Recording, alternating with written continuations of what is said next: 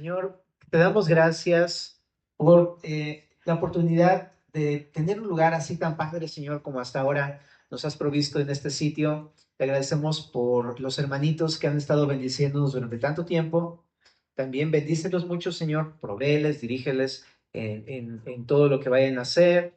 También te suplicamos para que nos proveas a nosotros un lugar que sea también adecuado a las necesidades que han surgido últimamente aquí en Semilla, sobre todo en Club Semilla, sobre todo en Cuneros, en el área de adolescentes los domingos, Señor, un lugar que pueda pues ser no solamente idóneo, sino también, pues Padre, te pedimos que nos proveas para todas estas cosas, Señor. Y ponemos en tus manos el estudio de este capítulo. Estamos viendo este libro de Daniel, Señor, y no podemos hacerlo sin tu dirección, sin tu provisión, sin tu revelación. Te lo pedimos en el nombre de Jesús. Amén. Bueno, el libro de Daniel es un libro fascinante, en verdad, verdad que es un libro fascinante. Nos enseña acerca de la fidelidad, toda la primera sección del capítulo 1 al capítulo número 7, básicamente. Pero después empiezan las visiones de Daniel, del 7 hasta el capítulo número 12, el final del libro, y esta parte sobre todo es más que una parte de historias, es una parte profética. Ajá. Entonces también le llaman algunos escatológica. Escatológica significa el estudio de la profecía de los últimos tiempos. ¿Eh? Entonces, de eso es lo que habla esta parte del libro de Daniel y por eso es emocionante, porque Dios es eterno y Dios ya sabe todo lo que va a pasar en la historia y nos ha puesto esto para que tú y yo podamos andar con firmeza. Porque si no supiéramos el fin de la historia, estaríamos con incertidumbre. Pero como Él ya nos ha puesto el fin, podemos tener certeza en cada paso que damos con el Señor. Por eso es que este libro, dentro del tema de la fidelidad, entra totalmente, ¿verdad? Si te dijeran, no, pues la fe es un salto al vacío, no es andar con los ojos tapados, pues bueno, si no te dijera Dios todas las cosas que nos dice, pues sí, a lo mejor sí, ¿verdad? Pero el Señor nos ha escrito en su palabra todo lo que necesitamos saber para que podamos caminar con firmeza. Y dentro de estas cosas es el plan que Él tiene, el plan universal, el plan eterno de redención, ¿no? Entonces, para entrar en el capítulo 8, pues primero hay que recordar lo que vimos en el capítulo 7 la semana pasada. Entonces, toda esta sección habla de visiones que tiene Daniel, ajá, estando en su cama. Y te decía que era irónico porque él mismo ahora no puede interpretarlas. Y él es el que las había interpretado anteriormente a Nabucodonosor, a Belsasar, con esta escritura en la pared, pero ahora él mismo no puede y tiene que depender de Dios para poder tener una interpretación correcta, ¿no? Me encanta eso, me encanta, ¿verdad? Porque también hasta eso nos enseña cómo incluso Daniel dependía de Dios y tú y yo estamos dependiendo de Dios todo el tiempo para entenderlo, ¿no?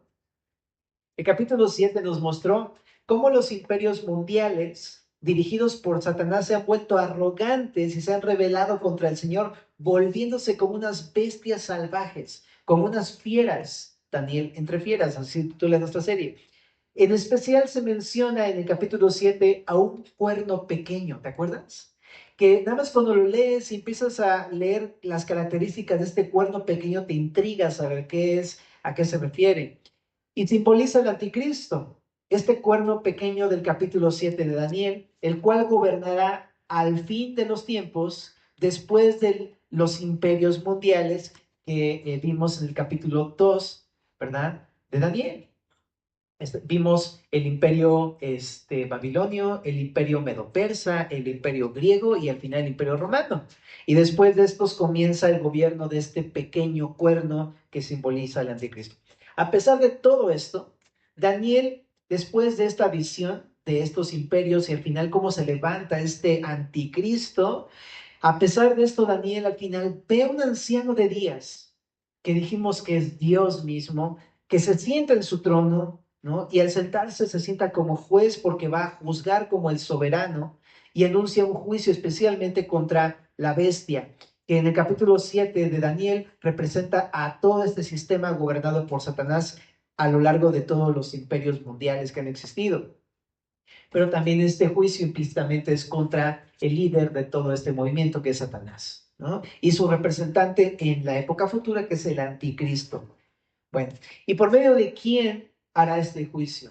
Pues por medio del Hijo del Hombre, que es una frase que vemos en el capítulo número 7, en el verso 13, el Hijo del Hombre. También se repite la voz de hombre en el capítulo número 8, pero es una frase característica que identifica a Daniel al Mesías como un Mesías encarnado, por eso digamos que es el Hijo del Hombre. Bueno, al cual pues Dios le ha dado dominio, gloria y poder. ¿No?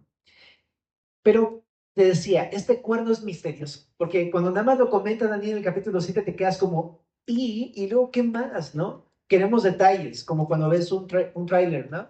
De una película, y te quedas picado, ¿no? Entonces en el capítulo 8 precisamente va a completar la idea, te va a explicar qué es este cuerno pequeño y cómo características del reinado de este anticristo en la época del fin de los tiempos. Aquí en el capítulo 7 ya nos dio algunas características. Dice que será un gobernante que procederá del resurgimiento de un cuarto reino, que en la descripción del capítulo 2 y 7 era el Imperio Romano. Por eso es que algunos estudiosos dicen que este gobernante procederá del resurgimiento del Imperio Romano. Tal vez no políticamente, pero por lo menos sí en la influencia del Imperio Romano, que hasta el día de hoy todavía tenemos esta influencia a través de la religión católica romana. Probablemente resurja un movimiento y dijimos que va a haber una confederación de 10 reyes, porque es lo que vimos en el capítulo 7. Había 10 cuernos que representa una confederación de 10 reyes futuros o líderes mundiales, y de entre ellos saldrá este gobernante que es poderoso y es terrible en esta última época, y será tan altivo que hablará blasfemias contra el Señor, el anticristo. Entonces, hasta ahí vimos en el capítulo 7, pero ¿qué onda con el capítulo 8? En el capítulo 8 vamos a estar viendo lo siguiente, familia. Se nos dan más características de este gobernante, el anticristo, este pequeño cuerno que aparece en estos dos capítulos. Primero que nada, solamente antes de leerlo, te quiero aclarar algo importante. Tenemos que recordar cuál es el carácter de la profecía, porque si leemos estas cosas muy literalmente podemos llegar a interpretarlo de una manera equivocada. La profecía tiene una característica importante. Tiene cumplimientos de dos tipos. Tiene cumplimientos parciales y tiene cumplimientos finales o totales. Pero al final tiene cumplimientos la profecía. En este capítulo 8 nos habla del anticristo, el cuerno pequeño, pero primero, antes de hablar de un cumplimiento final, nos habla acerca de un cumplimiento parcial en este mismo capítulo 8. Ajá. Y aquí habla de un personaje llamado aquí el cuerno pequeño, pero es tipificado por un personaje histórico que ya vamos a conocer ahorita que estudiemos este capítulo, pero este personaje histórico solamente va a representar al anticristo que habría de llegar. Ajá. Ahorita te explico por qué y cómo es que se entiende esto. Pero así es el carácter de la profecía. Se cumple primero parcialmente a través de la historia y al final todo esto apunta al cumplimiento pleno de esta profecía. Pero todo esto habla del anticristo, ¿ok? ¿Por qué? Porque va a haber una esperanza final. A pesar del gobierno rebelde del anticristo, va a haber una esperanza final. Ahora sí, dicho esto, entremos al capítulo número 8 de Daniel. Dice así en el verso número 1. En el año tercero del reinado del rey Belsasar, me apareció una visión a mí, Daniel, después de aquella que me había aparecido antes. ¿Te acuerdas que en el capítulo 7 la visión la tuvo en el año, que decía en el año primero de Belsasar, que era en el año 553? Aquí fue el año tercero, significa el año 551 antes de Cristo. O sea, que si colocáramos este capítulo en la narrativa histórica del libro de Daniel, estaría antes de Daniel 5, porque en Daniel 5 es donde ya profetiza lo del rey Belsasar, la escritura en la pared. Esto es antes, ¿ok? Bueno, y eso es históricamente. Pero bueno, él todavía entonces estaba sirviendo al rey Belsasar y Algunos dicen que meramente a Belsasar no, sino a su tío que es Nabónido, ajá, porque él realmente era el que tenía el poder. Después, más bien, perdón, su papá Nabónido, pero su hijo Belsasar era corregente junto con Nabónido. Pero entonces estaba sirviendo a todos esos dos reyes, que son reyes babilonios todavía. Y Daniel dice que tuvo una visión en este momento de la historia. Y dice que en el verso 2 vi una visión y cuando la vi yo estaba en Susa, que es la capital del reino de la provincia de Elam. Vi pues en visión estando junto al río Ulai. Eso es importante porque la profecía que va a dar va a ser una profecía contra principalmente los medopersas en este capítulo y está precisamente transportado en la visión a la capital futura del reino medo-persa, que es Susa, porque ahorita esta no es la capital de Babilonia aún, pero es transportado a Susa. Ajá. Y específicamente junto a un río que es el río Ulaí. ¿Ok? Entonces, ahí es donde viven los elamitas en la historia. Bueno, esto aparece también en Jeremías 49 si lo quieres ubicar. Y dice, alcé los ojos, aquí está la visión, alcé los ojos y miré y aquí un carnero que estaba delante del río y tenía dos cuernos, y aunque los cuernos eran altos, uno era más alto que el otro, y el más alto creció después. ¿No? Entonces dice, vi que el carnero hería con los cuernos al poniente, al norte y al sur, y que ninguna bestia podía parar delante de él, ni había quien escapase de su poder, y hacía conforme a su voluntad y se engrandecía. Mientras yo consideraba esto, he aquí un macho cabrío venía del lado del poniente sobre la faz de toda la tierra sin tocar tierra, y aquel macho cabrío tenía un cuerno notable entre sus ojos. Y vino hasta el carnero de dos cuernos que yo había visto en la ribera del río, y corrió contra él con la furia de su fuerza, y lo vi que llegó junto al carnero y se levantó contra él y lo hirió y le quebró sus dos cuernos. Y el carnero no tenía fuerzas para pararse delante de él. Lo derribó, por tanto, en tierra, lo pisoteó y no hubo quien librase al carnero de su poder. Y el macho cabrío se engrandeció sobremanera, pero estando en su mayor fuerza, aquel gran cuerno fue quebrado y en su lugar salieron otros cuernos, otros cuatro cuernos notables hacia los cuatro vientos del cielo. Y de uno de ellos salió un cuerno pequeño que creció mucho al sur, al oriente y a la tierra, hacia la tierra gloriosa. Voy a hacer una pequeña pausa para entrar en esa parte del cuerno pequeño otra vez. Pero ¿qué está sucediendo en toda esta visión? Recuerda que en aquel tiempo, ¿no? Muchos de los imperios eran representados a través de animalitos. Ajá. Y en este caso, estos dos animales representan estos imperios que hemos estado estudiando en Daniel 7, en Daniel capítulo número 2. ¿Mm? Pero dice aquí que vio dos animales, un carnero y un macho cabrío. Entonces, para empezar, había ciertas características de este carnero. ¿Has visto los carneros? ¿Sí los identificas? Son los que parecen como borregos, pero tienen unos cuernos enrollados. Esos son los carneros. Ajá. Entonces, son muy fuertes. No sé si alguna vez te ha pegado uno de esos animales, pero te botan hasta por allá, ¿no? Pero son muy fuertes, ¿no? Pero dice que este tenía dos cuernos. Y esto, por supuesto, es una analogía de lo que hemos visto acerca del imperio medo-persa, porque Media y Persia era una alianza de dos reinos. Y de hecho, en la visión de Daniel, desde el capítulo número 2 era la parte del pecho con los brazos, que eran de plata, ¿te acuerdas? Y eran dos brazos porque eran dos reyes. Y de la misma manera, ahora tipifica este reino, pero con un carnero con dos cuernos. Habla acerca de los reyes de Media, que es Darío, y el rey de Persia, que es Ciro. Estos dos reyes en este imperio. Pero dice que uno creció más alto, ¿verdad? Entonces este habla de Ciro el persa, porque ya dijimos que él era más poderoso que Darío. Bueno, y después dice que este carnero hería con los cuernos al poniente, al norte y al sur. Y esto habla de los reinos que conquistó Media y Persia en esa época, que fueron los reinos al poniente, Babilonia, Siria y Asia, Asia Menor. Ajá. Al norte, los armenios y los escitas. Y al sur, Egipto y Etiopía. un gran imperio, el imperio medo-persa. Ajá. Y también dice que ninguna bestia podía parar delante de él, habla que ningún rey podía hacerle frente, ¿verdad? Y hacía conforme a su voluntad. En una traducción, una interpretación dice que se creían invencibles. Dice, y se engrandecía. Entonces, esto es lo que sucedió durante casi 2 siglos. En la historia, desde el año 539 comenzó a reinar el imperio persa hasta el año 331 antes de Cristo. Estamos hablando de casi 200 años de poder de este imperio medo-persa. Fue realmente un macho cabrío, ¿ok?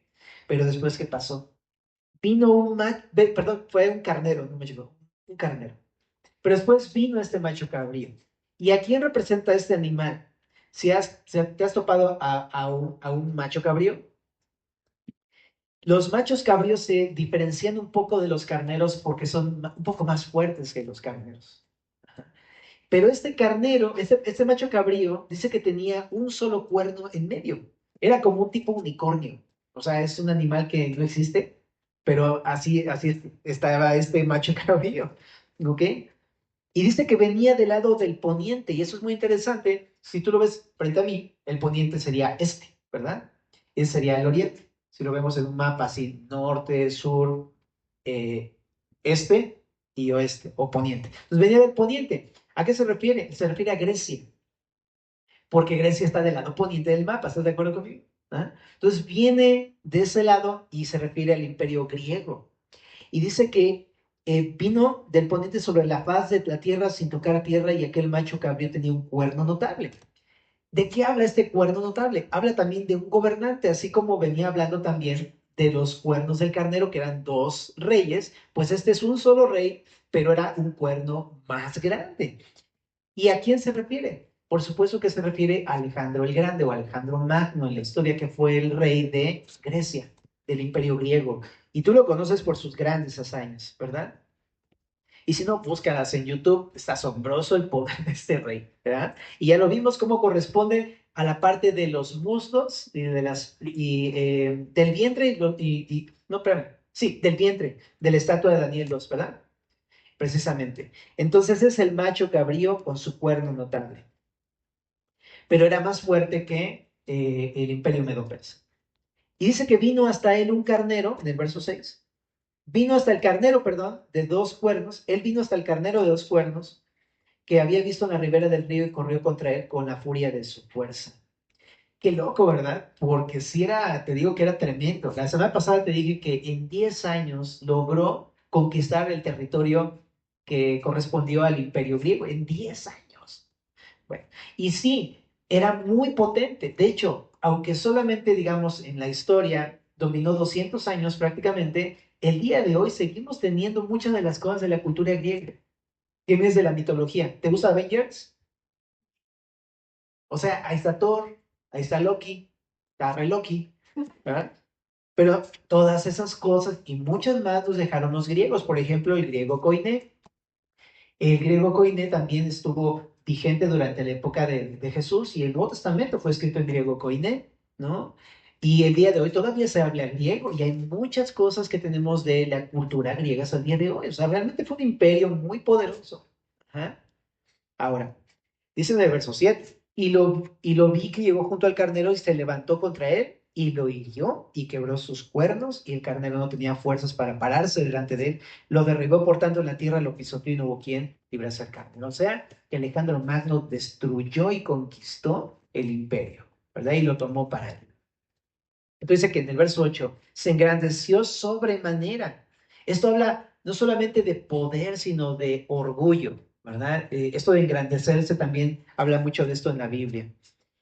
Y dice en el verso 8, continuamos ahora sí, dice, pero estando en su mayor fuerza, aquel gran cuerno, es decir, Alejandro Magno, fue quebrado y en su lugar salieron otros 4 cuernos notables hacia los 4 vientos del cielo. En la historia es muy sabido que Alejandro Magno murió no por algo que lo hubiera, no porque alguien lo mató, sino murió irónicamente de un paro cardíaco. Y por supuesto que ahí podemos ver la intervención divina. Por eso dice que murió, pero, este, pero, y además murió en su mayor fuerza.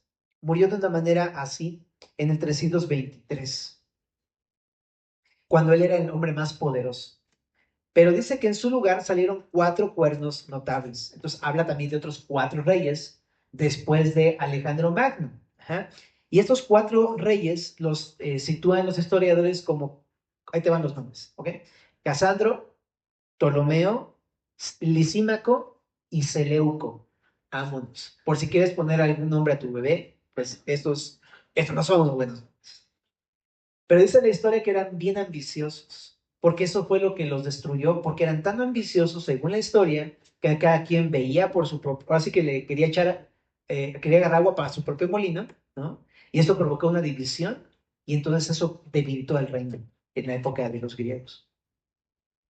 Bueno, entonces, de estos 4, ¿no? De estos 4 que salieron, dice que de ahí salió un cuerno pequeño. Y esto es muy importante dentro del capítulo 8. ¿Por qué? Porque eso también lo habíamos visto en el capítulo número 7, en el verso 8. Solamente que aquí hay una gran diferencia. En el capítulo número 7 hablaba que el cuerno pequeño no salía del imperio griego, como estamos viendo en el capítulo 8, sino en el capítulo 7, este cuerno pequeño procedía del imperio romano, en un resurgimiento del imperio romano. Por eso algunos explican que en el capítulo 7 lo que está hablando es directamente de el anticristo en la época del final de los tiempos que iba a resurgir de un imperio romano como restaurado. Pero en el capítulo número 8 se enfoca primeramente en la llegada de un gobernante muy parecido al anticristo, ¿no? Pero que iba a surgir del imperio griego. Y esto no habla del fin de los tiempos, sino que habla del tiempo pasado en la época de Alejandro Magno y de los 4 gobernantes. Ajá. Entonces, por eso te decía, este personaje que vamos a ver en este capítulo número 8, no, primeramente, no es el anticristo, ¿ok? Sino que es un personaje histórico, ¿ok? Y chécate, te voy a dar las características de personaje porque después de leerlo te voy a decir quién es. Dice, salió un cuerno pequeño que creció mucho al sur y al oriente y hacia la tierra gloriosa que es Israel, y se engrandeció hasta el ejército del cielo, y parte del ejército y de las estrellas se echó por tierra y las pisoteó. Aún se engrandeció contra quién?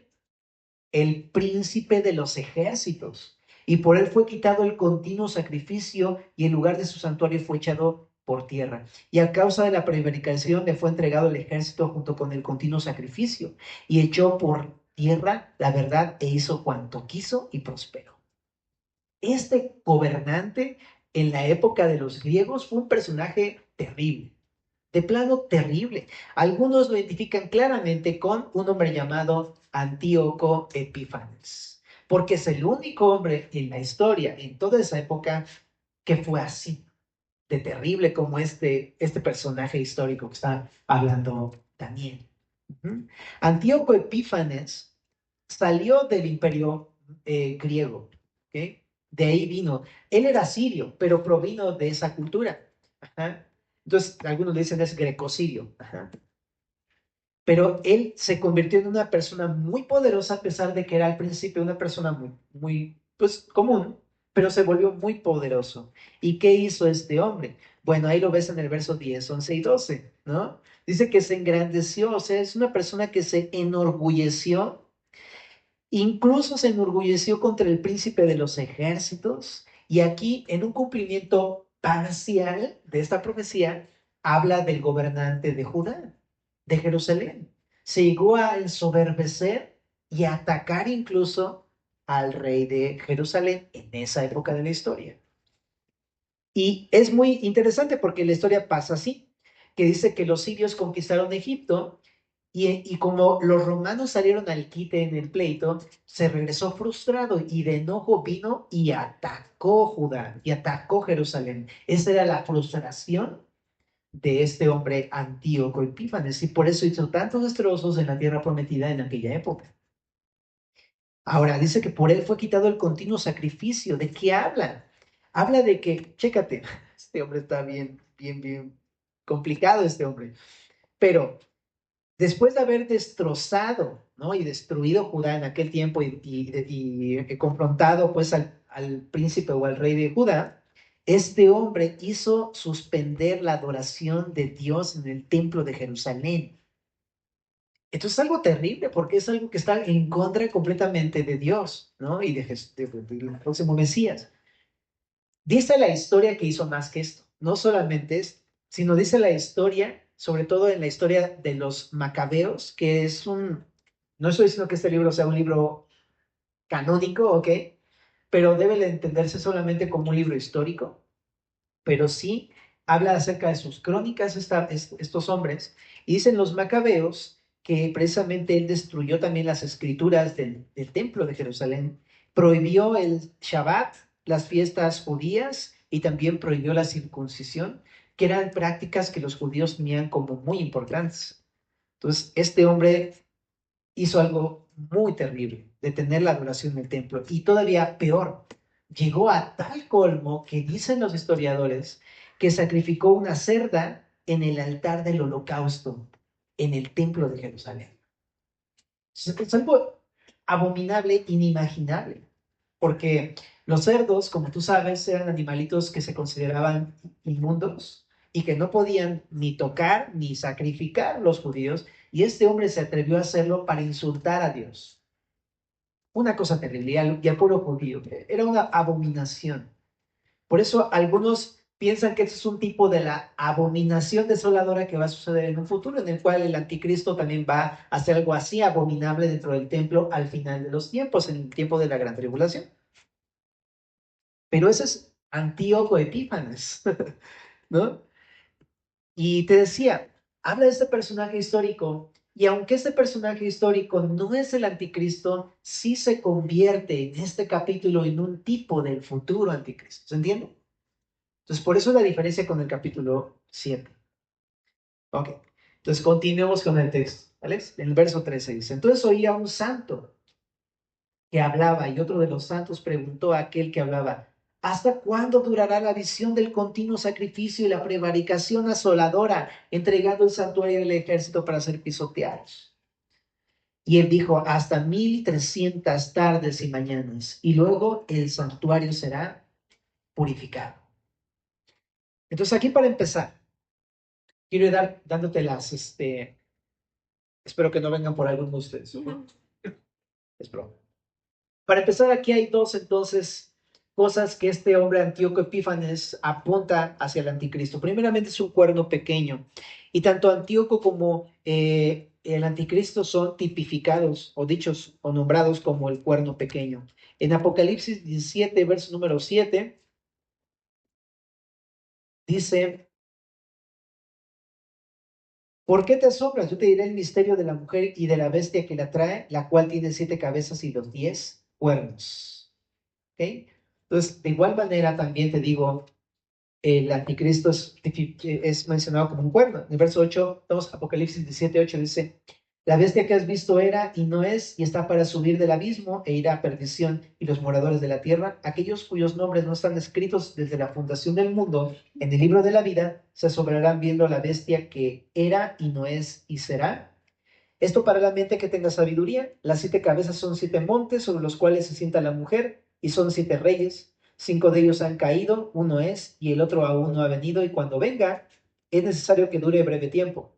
La bestia que era y no es también el octavo, y es de entre los 7 y va a la perdición. Y los 10 cuernos que has visto son 10 reyes que aún no han recibido reino, pero por una hora recibirán autoridad como reyes juntamente con la bestia. Ujú. Bueno, entonces estos cuernos hablan de estos mismos 10 reyes de Daniel, y este cuerno pequeño también es una forma de llamar al anticristo en Apocalipsis. Bueno, pero aquí vimos que llega un santo y le pregunta a Daniel, ¿hasta cuándo va a suceder todo esto que está haciendo Antíoco Epífanes, ¿no? Entonces aquí hay una voz que le dice 1300 tardes y mañanas. Y esto si lo conviertes en años, pues más o menos son 6.3, 6.4 años, ¿no? Por ahí, ¿no? Tengo aquí la calculadora, pero es un poquito menos de 7 años, ¿ok? Entonces, esta aberración de Antíoco Epífanes iba a durar poco tiempo, ¿ok?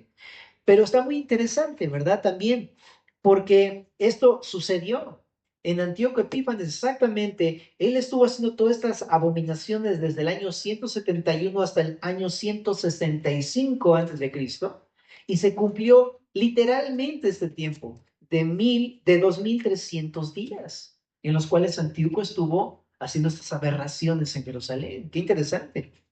Pero ahora, esto también habla de cómo este Antíoco Epífanes también es un tipo del anticristo, porque el anticristo va a tener su dominio en la gran tribulación por 7 años, breve tiempo. Y esto aparece en Apocalipsis capítulo número 13, en el verso número 7.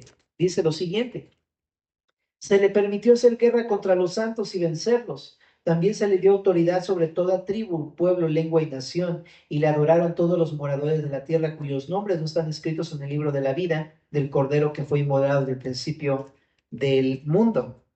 Ajá. Entonces, ahí habla precisamente de que se le dio una cierta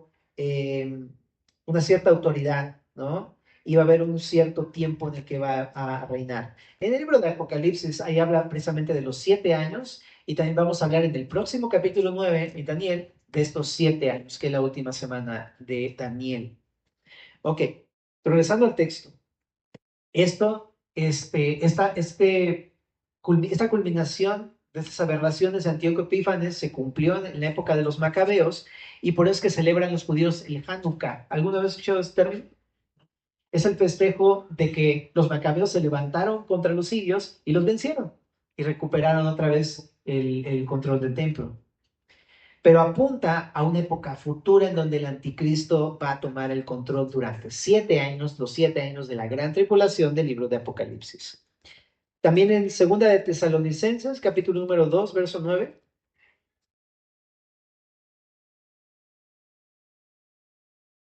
Segunda de Tesalonicenses, capítulo 2, verso 9. Dice: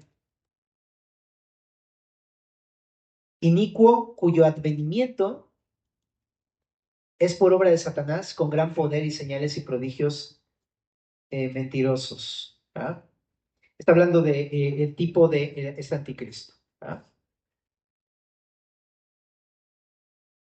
Bueno, entonces regresamos a nuestro texto que está en Daniel, capítulo número 8, verso número 15. Ahí estamos.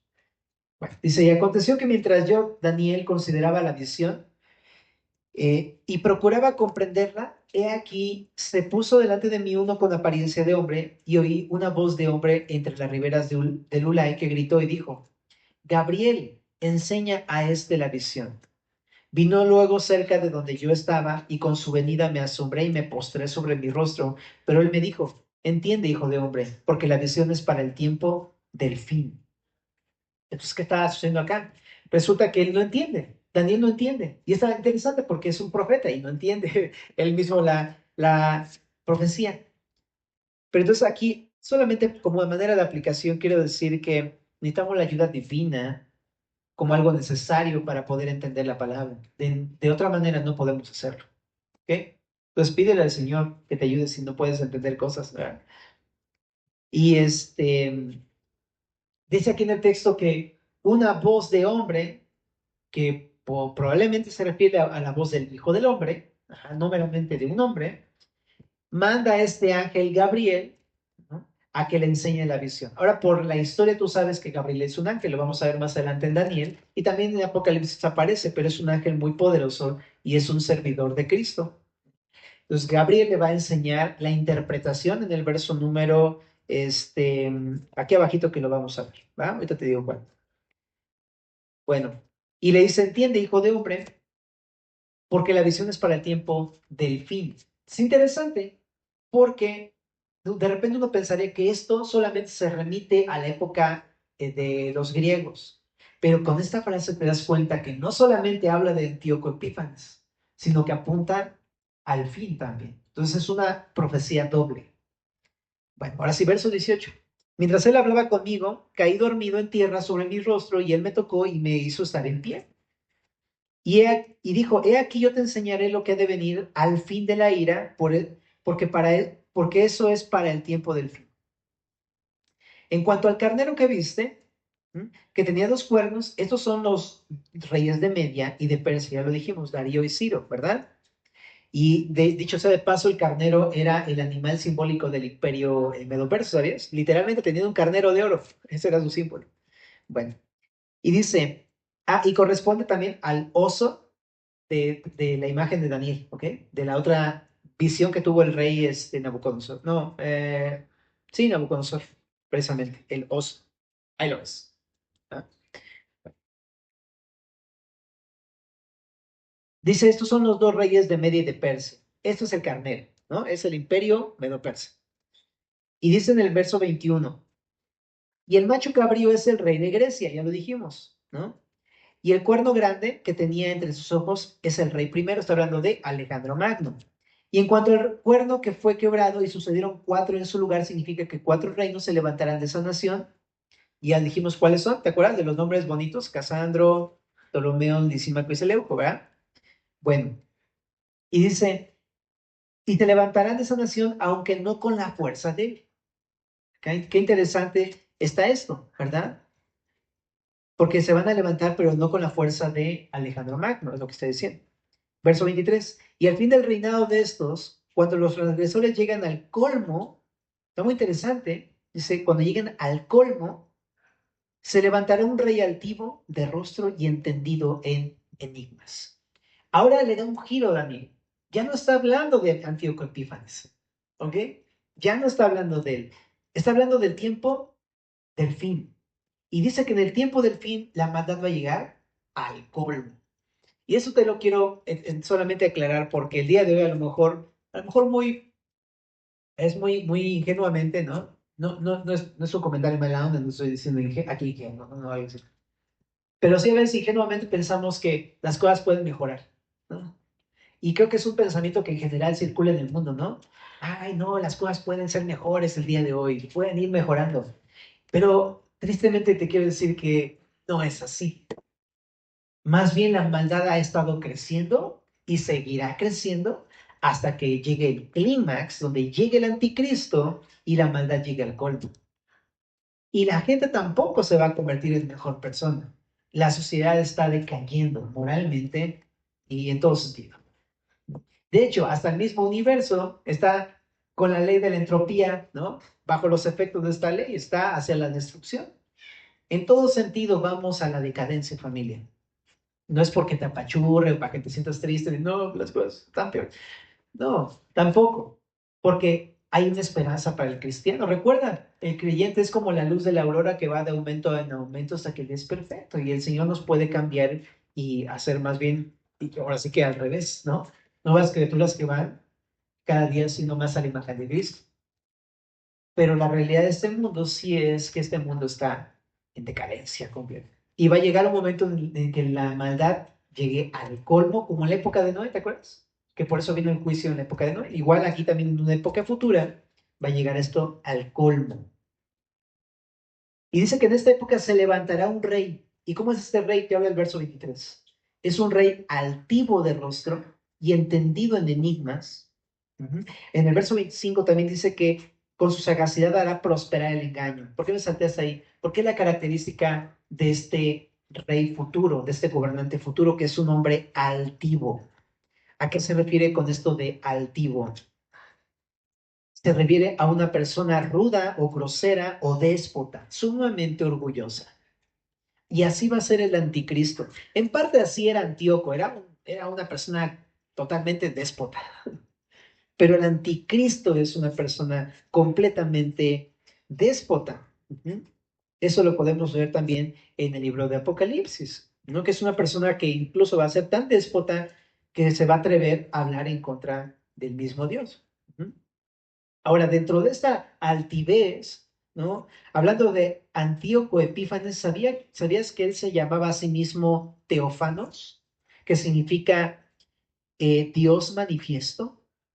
O sea, su altivez era tal que él mismo se decía Dios. Y esto se parece muchísimo a la característica que va a tener el anticristo en la época futura. Porque el anticristo en la época futura se va a hacer llamar Dios. Esto lo encuentras en 2 de Tesalonicenses, capítulo número 2, en el verso 4.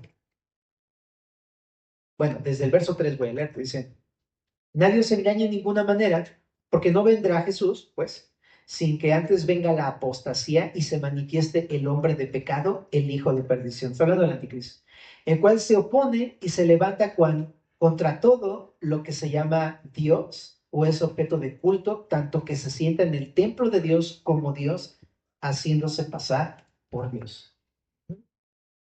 Entonces, igual que Antíoco, el anticristo tiene esta misma característica de ser tan altivo, ¿no?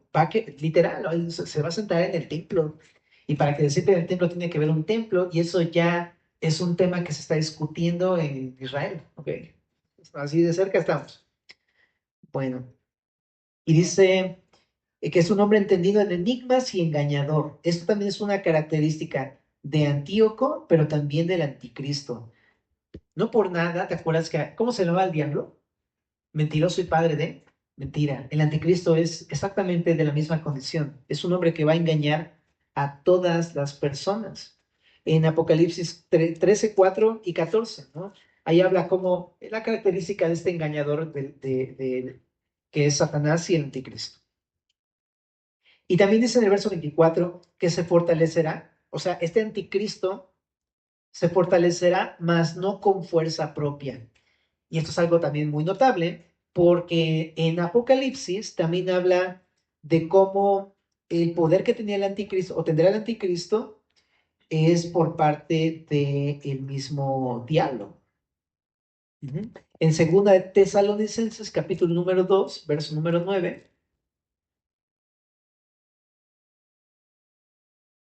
segunda de Tesalonicenses 2:9 dice, inicuo cuyo advenimiento es por obra de Satanás con gran poder y señales y prodigios mentirosos. Ajá. Y dice, y con todo engaño de iniquidad para los que se pierden, por cuanto no recibieron el amor de la verdad para ser salvos. Entonces, el poder que va a tener es por parte del diablo. Y dice en el verso 24, rezando a Daniel 8, causará grandes ruinas, prosperará y hará arbitrariamente destruirá a los fuertes y al pueblo de los santos. En Apocalipsis hay muchas partes donde habla de cómo el anticristo va a estar atacando directamente a los judíos, pero también a los creyentes que crean en aquel tiempo de la gran tribulación en Jesús. Entonces, esto es el anticristo. Continuamos con Daniel 8 porque ya se nos está haciendo más tarde. Dice, con su sagacidad hará prosperar el engaño en su mano y en su corazón se engrandecerá sin aviso, y sin aviso, perdón, destruirá a muchos y se levantará contra el príncipe de los príncipes. Eso lo vimos también en el verso 11. ¿Baste?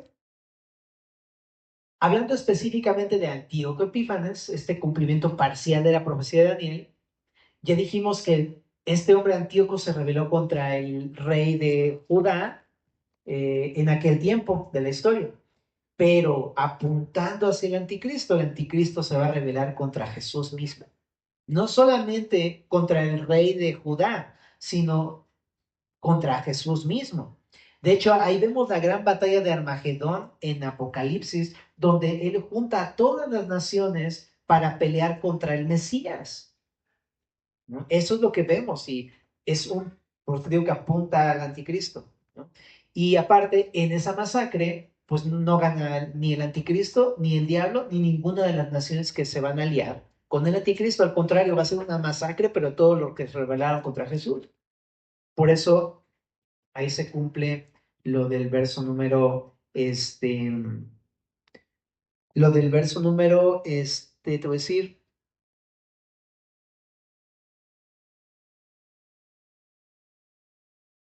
lo del verso 24, dice, causará grandes ruinas, porque en vez de ganar al final la batalla, realmente va a hacer que todos los que se levanten contra Cristo sean muertos.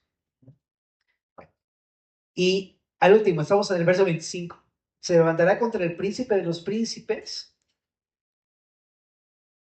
y dice, pero será quebrantado aunque no por mano humana. ¿Te acuerdas que Antíoco Epífanes se murió de un ataque cardíaco, lo que te comenté ahorita? Ajá. Pues eso apunta también a la intervención divina en contra de este cuerno pequeño que será el anticristo. El anticristo no lo va a matar ningún humano, sino que Jesús mismo va a intervenir para destruir él personalmente al anticristo. En Apocalipsis 19 ahí se ve cómo toma al anticristo, al falso profeta y los arroja al lago de fuego. Entonces, una intervención divina, es Jesús mismo haciendo este juicio en contra de él. Y vamos a los últimos dos versículos del capítulo. Dice, la visión de las tardes y mañanas que se ha referido es verdadera. O sea, está hablando de el tiempo que va a suceder, es verdadero. Y dice, y tú guarda la visión porque es para muchos días. O sea que al final termina diciendo, ¿te acuerdas de estos días? Pues va a suceder. Y en el capítulo 9 ahí es donde lo expande, porque ahí es donde nos explica a qué se refiere con esta época de los 7 años de la gran tribulación. Y vamos a verlo la próxima semana si Dios nos permite. Pero le dice a Daniel, guárdala, porque es para los últimos días. Y dice en el verso 27, y yo, Daniel, quedé quebrantado y estuve enfermo algunos días, y cuando convalecí, atendí los negocios del rey, pero estaba espantado a causa de la visión y no la entendía. Entonces, acuérdate que Daniel ya no es un jovenzuelo, ¿ah? Ya no es un joven de 15, es un anciano de 90. Entonces, imagínate, ¿no? El éxtasis de tener todas estas visiones a los 90, bro. Y eso, estaba así todo, totalmente extasiado y totalmente eufórico con todas las cosas y todo lo que había visto y oído. Y pues es obvio que terminó en cama varios días por todo lo que vio. De hecho, aunque uno no sea así de 90, estoy seguro que uno terminaría exactamente igual. ¿No? O sea, ya de por sí, creo que los chavos de ahora ya rendimos la mitad de lo que rendían antes, ¿verdad? Pero bueno. Entonces, quedó quebrantado, enfermo algunos días y después se recuperó y siguió atendiendo y sirviendo a Nabónido, que te decía que era el rey, como estaba en el imperio babilonio en aquella época, y su corregente que es Belsasar. ¿Va? Pero dice, estaba totalmente espantado, pues ¿quién obra? Y dice que no entendía del todo por la visión. Entonces estaba así como tú y como yo ahorita. Como, ¿eh? Ya terminamos, familia, pero solamente quiero cerrar con una idea. ¿Por qué estamos viendo esto? ¿Por qué estamos viendo esto? Yo te decía, si no tuviéramos la certeza de que estas cosas van a suceder así, que al final Jesús va a vencer sobre la maldad del anticristo y todo el sistema que ha levantado el anticristo, estaríamos en graves problemas. Pero el Señor nos dejó estas cosas para que tú y yo sepamos que en el desenlace final de la historia va a vencer Jesús. Y va a vencer sobre el pecado, y va a vencer sobre el anticristo y sobre el diablo, y va a salvar y redimir a sus santos, que durante toda la historia, pero más aún en el desenlace de la historia de la gran tribulación, van a ser perseguidos, atacados y muertos. Y el día de hoy estamos pasando por cosas parecidas. Al final va a tener la victoria y va a redimir a su pueblo. A ti te va a redimir con todo lo que estés pasando. Él va a sacar otra vez a la luz, a flote a su pueblo. ¿Ok? Pero también creo que nos habla mucho acerca de que, familia, tenemos un adversario. Tú y yo a veces no lo vemos y nos perdemos. Y no entendemos que todos los días estamos siendo tratados de ser destruidos por nuestro adversario. En Primera de Pedro 5 dice en el verso 6, humillaos pues bajo la poderosa mano de Dios para que Él os exalte cuando fuere tiempo, echando toda vuestra ansiedad sobre Él porque tiene cuidado de vosotros. Sed sobrios y velad, porque vuestro adversario, ¿quién dice? El diablo, como león rugiente, anda alrededor buscando a quien devorar. Tenemos un adversario. A veces no lo puedes ver, pero bien que ocupa al mundo y bien que ocupa a ciertas personas para tratar de destrozarte. Tenemos un adversario. Ajá. También lo vimos en Juan, capítulo número 5 dice en el verso primero de Juan 5 en el verso 19 sabemos que somos de Dios y el mundo entero está bajo el maligno.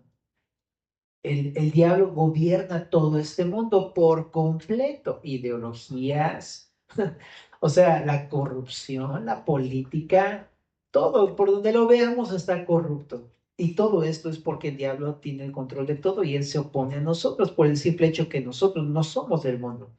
Nosotros sabemos que somos de quién? De Dios. Y cualquiera que se hace amigo de Dios, pues se hace enemigo del mundo. Pero si Satanás es el dueño de este mundo, el gobernante de este mundo, por supuesto que va a estar oponiéndose a nosotros y nos va a querer destruir. ¿Verdad? Y, y esa es la realidad, familia. Que no te sorprenda que a veces las cosas vayan tan complicadas, que a veces el enemigo te quiera hacer desatinar o alejarte o hacerte pecar o destruirte a fin de cuentas a través de muchas maneras. Por eso, ¿qué es lo que tengo que hacer? Sabiendo que un día Jesús va a vencer y que a pesar de que la guerra esté dura el día de hoy, primero tener la esperanza de la victoria de Jesús. Pero en base a esa victoria, ¿qué tengo que hacer? Confiar en Dios. Por eso dice, humíllate pues bajo la poderosa mano de Dios. Nuestra tarea el día de hoy es simplemente hacer lo que nuestro Señor nos está pidiendo que hagamos. Simplemente eso, humillarnos bajo su poderosa mano. Y aunque suframos la opresión de este mundo, Él nos va a exaltar cuando sea tiempo. Pero no va a ser hoy. Va a haber un tiempo futuro en el que cuando Jesús por fin obtenga esa victoria, tú y yo seremos exaltados junto con todo el pueblo de Dios. Pero no hoy. De repente nos gustaría que ya fuera el día de hoy, ¿no? Pero no va a suceder eso.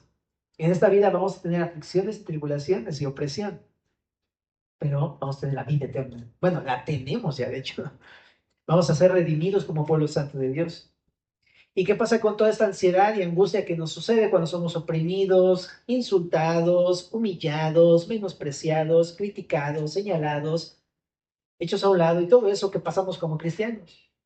Verso 7. Toda esa ansiedad, echarla sobre Él. Qué interesante, ¿no? Sobre, cuéntale todas estas cargas, esta angustia que pasa en tu corazón. ¿Por qué? Porque Él tiene cuidado de nosotros. Él no es un pastor ajeno a nosotros, Él es un buen pastor y Él nos escucha, se identifica con nosotros, por eso es el Hijo del Hombre, porque se vino a identificar con nosotros. Entonces tenemos que ser sobrios, dice ahí, y velar, o sea, estar alertas, ¿no?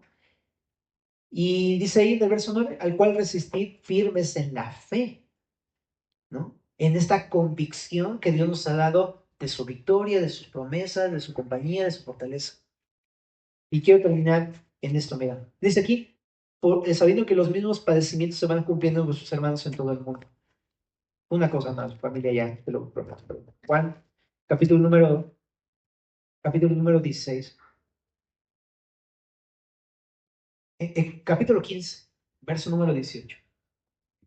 Si el mundo os aborrece, sabed que a mí me ha aborrecido antes que a vosotros. Si fuerais del mundo, el mundo amaría lo suyo, pero porque no sois del mundo, antes yo os los elegí del mundo, por eso el mundo los aborrece. Acordaos de la palabra que yo os he dicho. El siervo no es mayor que su señor. Si a mí me han perseguido, también a vosotros os perseguirán. Si han guardado mi palabra, también guardarán la vuestra. Mas todo esto os harán por causa de mi nombre, porque no conocen al que me ha enviado. Si yo no hubiera venido ni les hubiera hablado, no tendrían pecado, pero ahora no tienen excusa por su pecado. El que me aborrece a mí, también a mi Padre aborrece. Si yo no hubiese hecho entre ellos obras que ningún otro ha hecho, no tendrían pecado, pero ahora han visto y han aborrecido a mí y a mi Padre. Pero esto es para que se cumpla la palabra que está escrita en su ley: sin causa me aborrecieron.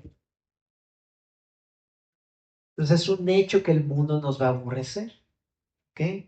Es un hecho que el mundo no nos va a amar, que las personas que son de este mundo no vayan a hacerte bonita cara y que no vayan a estar de acuerdo con tu manera de pensar y con la manera en la que vives y lo que dices. En general, lo que eres, ¿no? Porque no somos de este mundo. Pero ¿qué tenemos? En el verso 26. Pero cuando venga el Consolador, a quien yo os enviaré del Padre, el Espíritu de verdad, el cual procede del Padre, y dará testimonio de mí, y vosotros daréis testimonio también. Capítulo 16, verso 1. Estas cosas les digo para que no tengan tropiezo. Okay. Es muy fácil tropezar y caer y desanimarse y alejarse cuando suceden cosas así. Todas esas cosas nos las dice el Señor Jesús para que cuando pasen no tropecemos, sino nos mantengamos fieles a Dios, fieles, confiando que tenemos su Espíritu, que es el que nos consuela y nos ayuda en todas las tribulaciones. ¿Vamos? Oramos. Señor, muchas gracias por tu palabra. y porque pues el día de hoy, aunque pasemos muchas cosas todo el tiempo, ahí estás con nosotros. Te bendecimos y pues acompáñanos, guárdanos, consuélanos, danos esta esperanza que nos has hablado el día de hoy. En nombre de Jesús. Amén.